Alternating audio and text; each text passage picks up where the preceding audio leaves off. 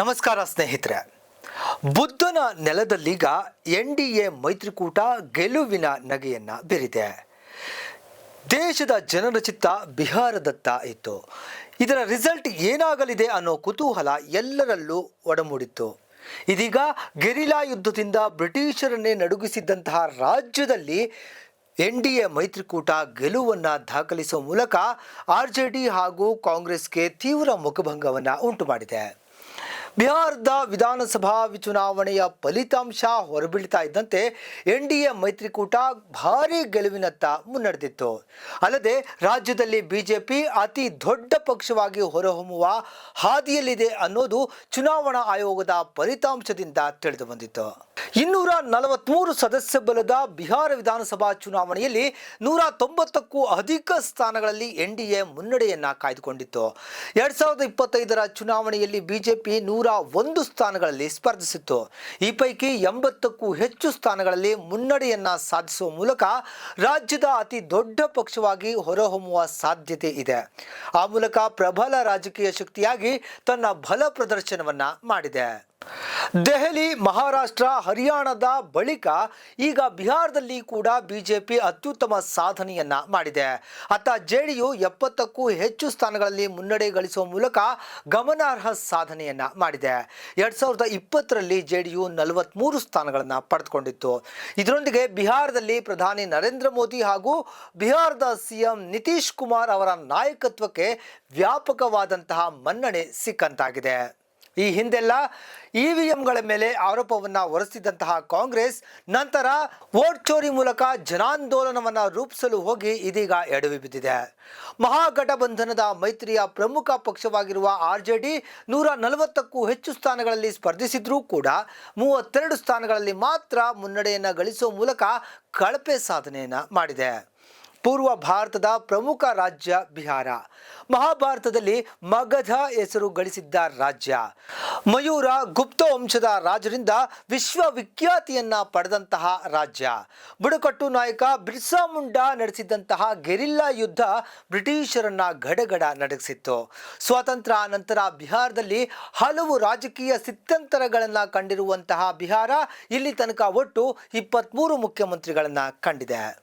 ಅಂದಹಾಗೆ ಬಿಹಾರದಲ್ಲಿ ಆರಂಭದಲ್ಲಿ ಕಾಂಗ್ರೆಸ್ ಪ್ರಾಬಲ್ಯವಿದ್ರೂ ಕೂಡ ಜೆಪಿ ಚಳುವಳಿ ಸೇರಿ ಅನೇಕ ಆಂದೋಲನಗಳ ಬಳಿಕ ಸಮಾಜವಾದಿ ಸಿದ್ಧಾಂತ ನೆಲೆಗೊಂಡು ಲಾಲೂ ಪ್ರಸಾದ್ ಯಾದವ್, ಜಾರ್ಜ್ ಫರ್ನಾಂಡಿಸ್, ನಿತೀಶ್ ಕುಮಾರ್ ರಾಜಕೀಯ ತಾರೆಗಳು ಬಿಹಾರದಲ್ಲಿ ವಿರಮಿಸಿದ್ರು. ಆದ್ರೀಗ ಅದೇ ನಿತೀಶ್ ಕುಮಾರ್ ಯುವ ನಾಯಕತ್ವದ ಜೊತೆ ಗುದ್ದಾಡುತ್ತಿದ್ದು ಗದ್ದುಗೆ ಯಾರಿಗೆ ದಕ್ಕಲಿದೆ ಅನ್ನೋ ಕುತೂಹಲವಿದೆ. 1995ರಿಂದ ಇಲ್ಲಿ ತನಕ ಯಾವುದೇ ಪಕ್ಷ ಸ್ವತಂತ್ರವಾಗಿ ಅಧಿಕಾರವನ್ನು ಹಿಡಿದಿಲ್ಲ. ಅಲ್ಲದೆ 25% ಮತಗಳನ್ನು ಕೂಡ ಯಾವ ಪಕ್ಷವೂ ಪಡೆದಿಲ್ಲ. ಹಾಗಾಗಿ ಬಿಹಾರದಲ್ಲಿ ರಿಸಲ್ಟ್ ಈ ಸಲ ಕೂಡ ಸ್ವತಂತ್ರ ಅಲ್ಲ, ಅತಂತ್ರ. ಆದರೆ ಮೈತ್ರಿಕೂಟಗಳ ಲಾಗಾಲೋಟದಿಂದಲೇ ಅಧಿಕಾರದ ಗದ್ದುಗೆ ಹಿಡಿಯಲಿದ್ದು ಪ್ರಮುಖವಾಗಿ ಐವರ ಹವಾ ಏನು ಅನ್ನೋದು ಸ್ಪಷ್ಟವಾಗಲಿದೆ. ನಿತೀಶ್ ಕುಮಾರ್ಗೆ ಆರೋಗ್ಯ, ವಯಸ್ಸಿನ ಸಮಸ್ಯೆ ಇದೆ ಅಂತ ವಿರೋಧಿಗಳು ಬಿಂಬಿಸಿದ್ರು ಗಟ್ಟಿಯಾಗಿ ನೆಲೆ ನಿಂತು ಚುನಾವಣೆಯನ್ನ ಎದುರಿಸಿದ್ದಾರೆ. ಇನ್ನು ಈ ಬಾರಿ ಕೂಡ ಮೋದಿ ಅನ್ನೋ ಮಂತ್ರಶಕ್ತಿ ಬಿಹಾರದಲ್ಲಿ ಪ್ರಚಾರದ ಜಾದುವನ್ನ ಮಾಡಿದೆ. ಯಾದವಿ ಕಲಹ ಆರ್ಜೆಡಿಗೆ ಬಿಸಿ ತುಪ್ಪ. ಲಾಲೂ ಪ್ರಸಾದ್ ಯಾದವ್ ಈ ಚುನಾವಣೆಯಲ್ಲಿ ಅಬ್ಬರಿಸಲು ಆಗದೆ ಮರೆಯಾಗಿದ್ದಾರೆ. ಪುತ್ರ ತೇಜಸ್ವಿ ಯಾದವ್ ಆರ್ಜೆಡಿ ಸಾರಥಿಯಾಗಿ ಮಾಡು ಇಲ್ಲವೇ ಮಡಿ ಹೋರಾಟಕ್ಕೆ ಸೈ ಅಂದಿದ್ದಾರೆ. ತೇಜಸ್ವಿಗೆ ರಾಹುಲ್ ಗಾಂಧಿ ಸಾಥ್ ನೀಡಿದ್ದು ಎಸ್ಐಆರ್ ವಿರೋಧ ವೋಟ್ ಚೋರಿ ಅಭಿಯಾನದ ಮೂಲಕ ತಮ್ಮ ನಾಯಕತ್ವವನ್ನ ಅಗ್ನಿ ಪರೀಕ್ಷೆಗೆ ಒಡ್ಡಿದ್ರು. ಇನ್ನೊಂದೆಡೆ ಲಾಲೂ ಕುಟುಂಬದಿಂದ ಹೊರಬಿದ್ದಿರುವಂತಹ ಇನ್ನೊಬ್ಬ ಪುತ್ರ ತೇಜ್ ಪ್ರತಾಪ್ ಜನಶಕ್ತಿ ಜನತಾದಳ ಸ್ಥಾಪಿಸಿ ತಮ್ಮ ಶಕ್ತಿಯನ್ನ ಪಣಕ್ಕಿಟ್ಟಿದ್ರು.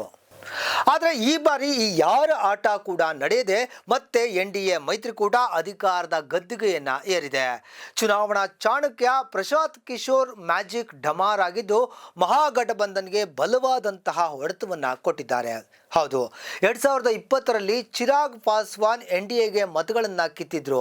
ಆದರೆ ಈ ಬಾರಿ ಪ್ರಶಾಂತ್ ಕಿಶೋರ್ ಅವರ ಸೂರಜ್ ಪಕ್ಷ ಮಹಾಗಠಬಂಧನ್ ಮತಗಳನ್ನ ಕಸಿದಿದೆ. ಇನ್ನು ಪ್ರಶಾಂತ್ ಕಿಶೋರ್ ಅವರು ಚುನಾವಣೆಗೆ ಸ್ಪರ್ಧೆ ಮಾಡದೇ ಇದ್ರೂ ಕೂಡ 240 ಕ್ಷೇತ್ರಗಳಲ್ಲಿ ತಮ್ಮ ಅಭ್ಯರ್ಥಿಗಳನ್ನ ಕಣಕ್ಕೆ ಇಳಿಸಿದ್ರು. 2020ರಲ್ಲಿ ಚಿರಾಗ್ ಪಾಸ್ವಾನ್ ಅವರ LJP ಪಕ್ಷ 135 ಕ್ಷೇತ್ರಗಳಲ್ಲಿ ಏಕಾಂಗಿಯಾಗಿ ಸ್ಪರ್ಧಿಸಿ 1 ಕ್ಷೇತ್ರಗಳನ್ನು ಮಾತ್ರ ಗೆದ್ದಿತ್ತು.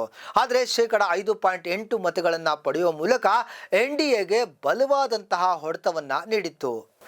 ಅದರಲ್ಲೂ JDU ಸ್ಪರ್ಧಿಸಿದ್ದ ಕ್ಷೇತ್ರಗಳಲ್ಲಿ LJP ಸ್ಪರ್ಧಿಸಿತ್ತು. ಲೋಕಸಭಾ ಚುನಾವಣಾ ಸಮಯದಲ್ಲಿ LJP NDA ಜೊತೆ ಮೈತ್ರಿ ಮಾಡಿಕೊಂಡಿತ್ತು. ಅಷ್ಟೇ ಅಲ್ಲದೆ ಚಿರಾಗ್ ಪಾಸ್ವಾನ್ ಅವರಿಗೆ ಮೋದಿ ಸಂಪುಟದಲ್ಲಿ ಆಹಾರ ಸಂಸ್ಕರಣಾ ಕೈಗಾರಿಕೆಗಳ ಕ್ಯಾಬಿನೆಟ್ ಸಚಿವ ಸ್ಥಾನವನ್ನು ಕೂಡ ನೀಡಲಾಗಿತ್ತು. ಈ ಬಾರಿಯ ಚುನಾವಣೆಯಲ್ಲಿ LJPಗೆ 29 ಸ್ಥಾನ ನೀಡಲಾಗಿತ್ತು. ಒಟ್ಟಾರೆ ಯಾದವಿ ಕಲಹಕ್ಕೆ RJD ಬಲಿಯಾಗಿದ್ದು ಬುದ್ಧನ ನೆಲದಲ್ಲೀಗ NDA ಗೆಲುವಿನ ನಗೆ ಬೀರಿದೆ. ಬಿಹಾರದಲ್ಲಿ NDA ಕಾರ್ಯಕರ್ತರ ಸಂಭ್ರಮ ಮುಗಿಲು ಮುಟ್ಟಿದೆ. ಈಗ ಮುಖ್ಯಮಂತ್ರಿ ಯಾರಾಗ್ತಾರೆ ಅನ್ನೋದನ್ನ ಕಾದು ನೋಡಬೇಕಿದೆ. ನಿಮಗೆ ಈ ವಿಡಿಯೋ ಇಷ್ಟವಾದಲ್ಲಿ ದಯವಿಟ್ಟು ನಮ್ಮ ಚಾನಲ್ ಅನ್ನು ಸಬ್ಸ್ಕ್ರೈಬ್ ಮಾಡಿ, ಶೇರ್ ಮಾಡಿ, ಲೈಕ್ ಮಾಡಿ ಹಾಗೂ ಬೆಲ್ ಬಟನ್ ಐಕಾನ್ ಅನ್ನು ಒತ್ತೋದನ್ನ ಮರೆಯದಿರಿ. ನಿರಂತರ ಅಪ್ಡೇಟ್ಗಳಿಗಾಗಿ ನೋಡ್ತಾ ಇರಿ ನಿಮ್ಮ ವಿಜಯ ವಿಶ್ವವಾಣಿ. ಇದು ಜನಮನ ಧ್ವನಿ.